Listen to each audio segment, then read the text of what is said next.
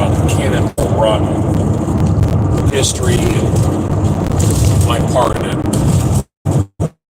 And as I was driving along late last night, I came up with a whole different idea and a whole different thing I wanted to talk about in regards to it. So we'll see if anybody pops up here and I can start talking about it.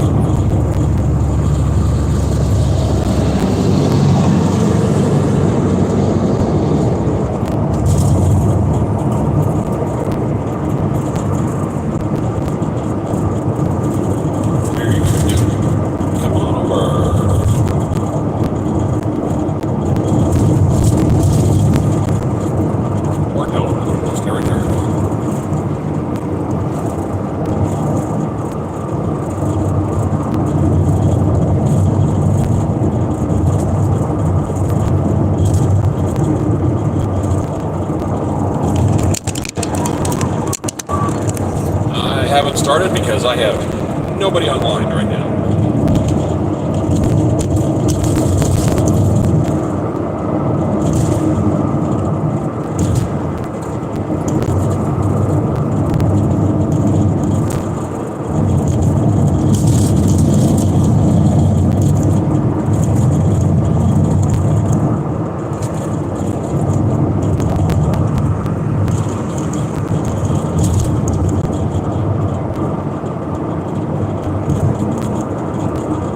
Seconds. How do these people have live streams and they've got like 500 people watching? And I'm at 0, coming up on my first minute.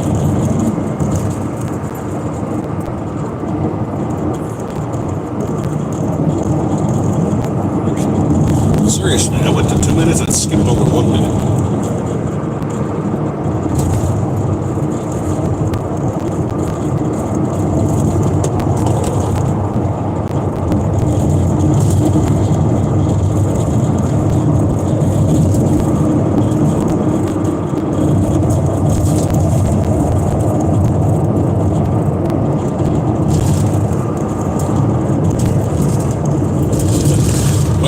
There we go.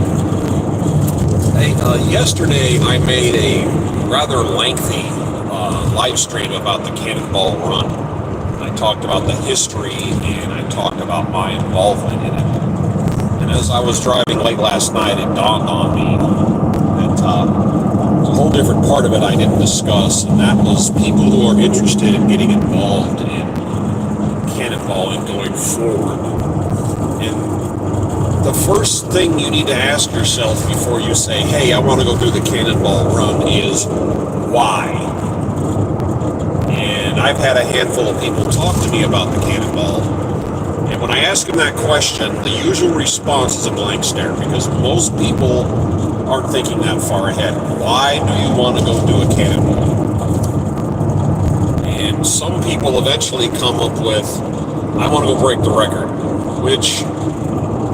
that's a haughty idea, but to be honest, at this point in history, it's 2025, there is no meat left on the bones for a record at this point, and the records are, generally speaking, team, solo, and motorcycle. That's the only categories of people. The only category, and people are making up categories.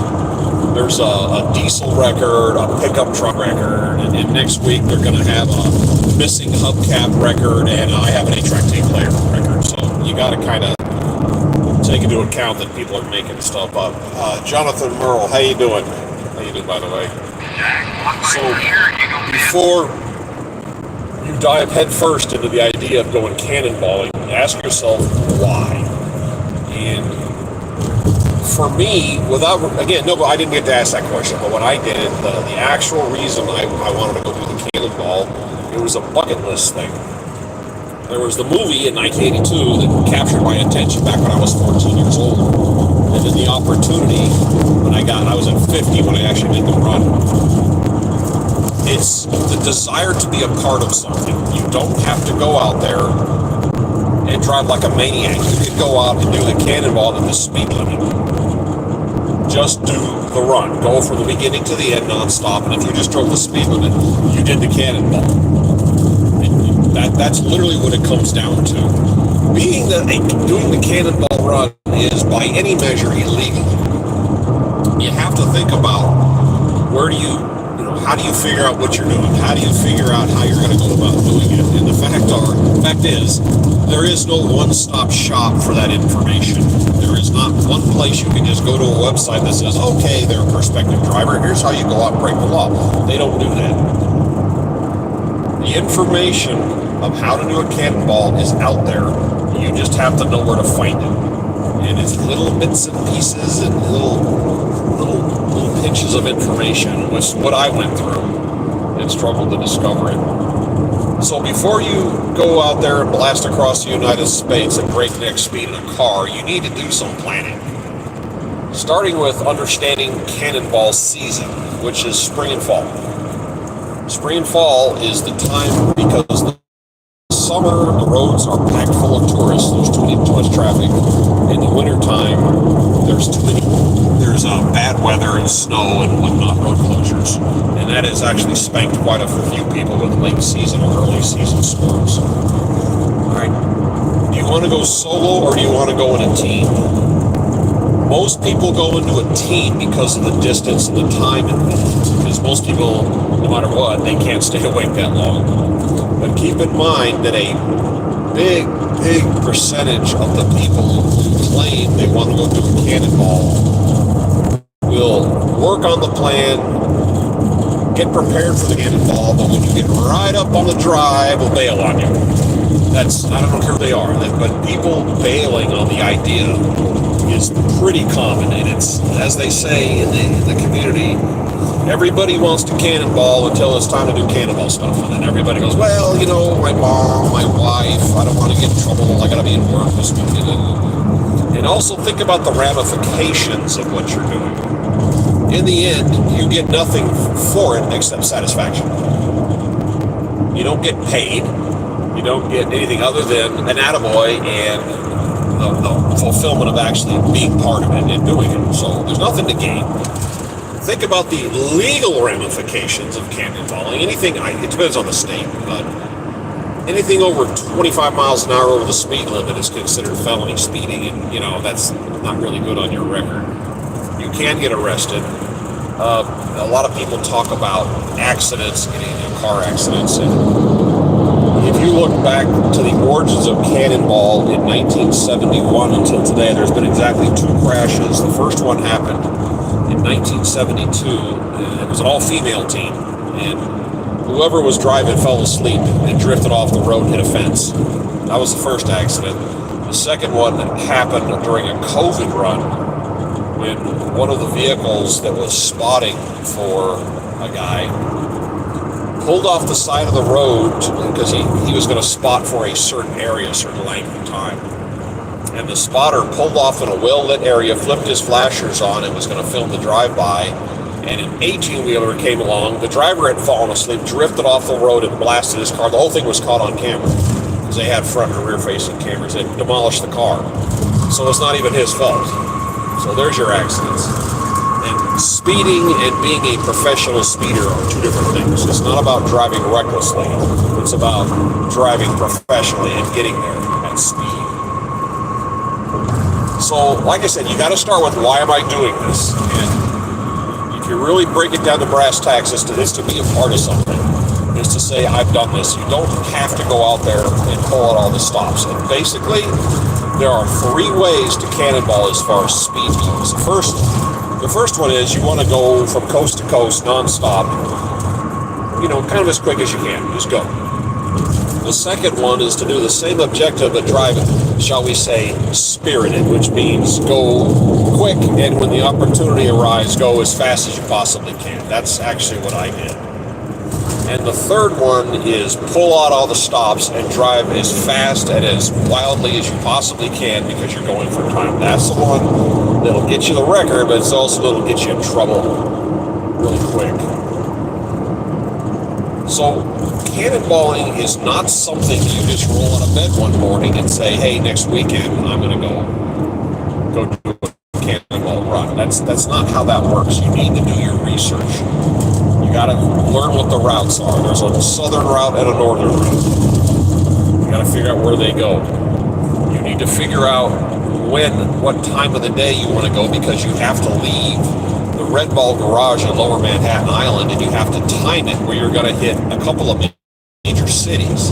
I did the northern route when I went, and I had to go right past Cleveland, Toledo, not much happening there, into Chicago, cut down, went through Omaha, not a problem. Denver's a big one. Went up over the Rockies. That can get interesting because of the traffic, especially on weekends. There's a wall of cars going up and a wall of cars coming down at certain times of the day, and rush hour.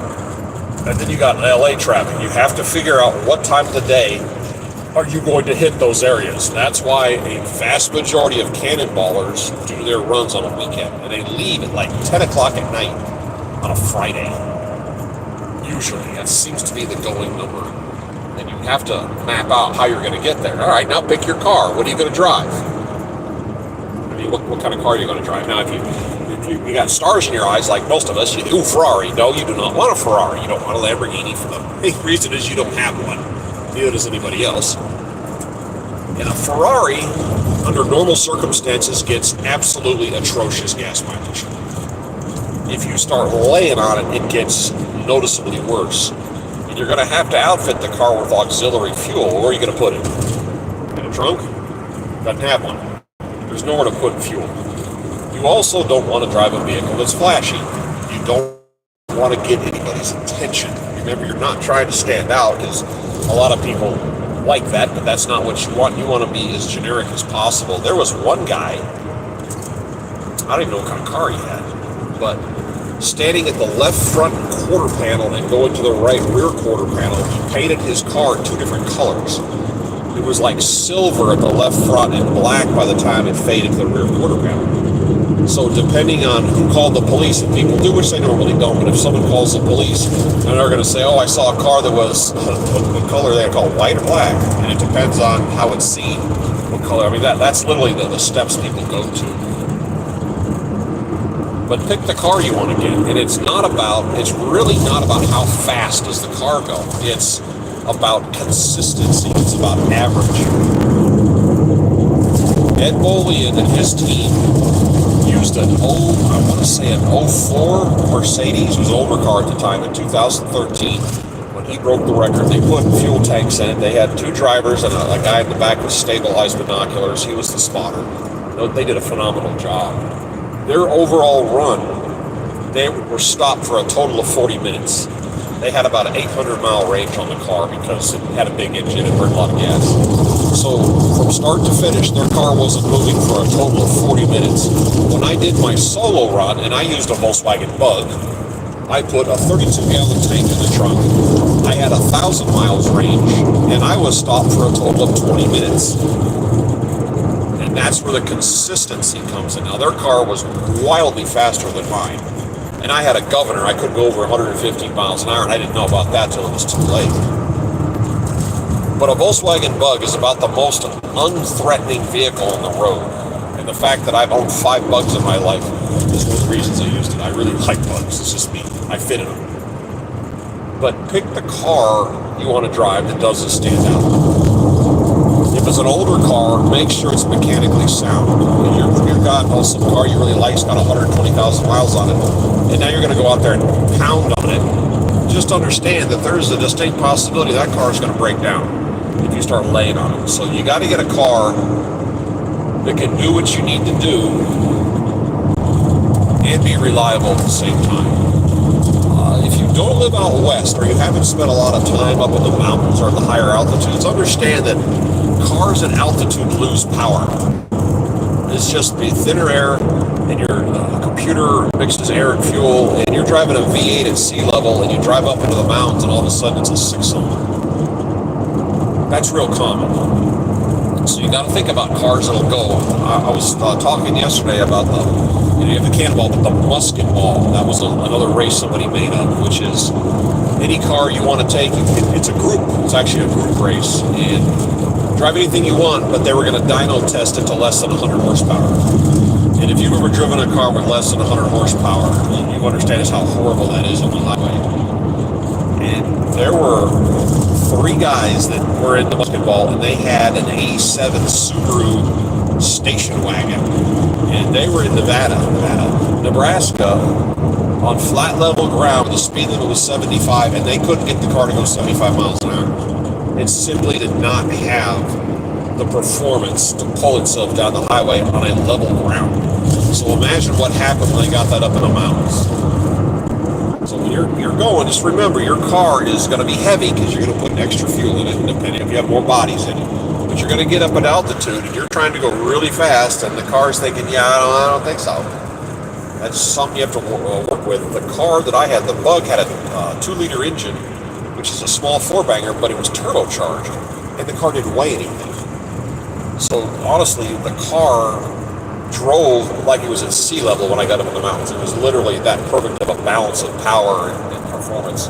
And overall, I did the MPG on that thing, and I actually got 26.9 miles per gallon overall on my Cannonball, which most people driving these bigger cars, these more powerful German-made cars, get like 10 or less. So figure out your fuel, how much fuel you're carrying, figure out your range, come down to the lowest common denominator. I'm just making up numbers. If your car says you're going to get, if you're going to, whatever, how about this? Whatever highway mileage your car gets, let's say it gets 20 miles per gallon, you could shave 1/3 of that off. You got a 20 mile per gallon on a highway car, you're going to get 13. Just because of the way you're driving it. Okay, I'm having to pass this guy. So you have to take in how far can you go. Oh, my car gets 30 miles per gallon. Not driving that fast, it doesn't. So you got your fuel, you've got your auxiliary fuel. Make sure you have a reliable pumping system. Know how fast the pump goes. Because a lot of these newer cars, when you're driving down the road pumping gas actively into your tank, the gas gauge won't move. I found that out. But we tested our fuel system.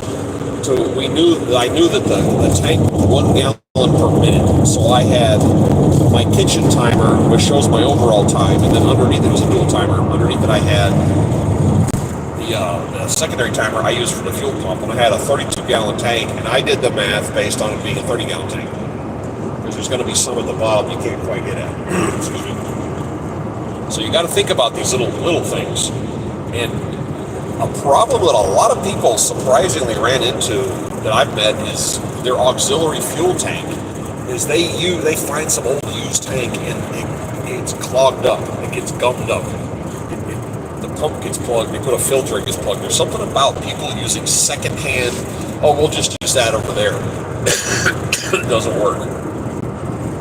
But make sure you have a reliable car, and be particular over the car you pick.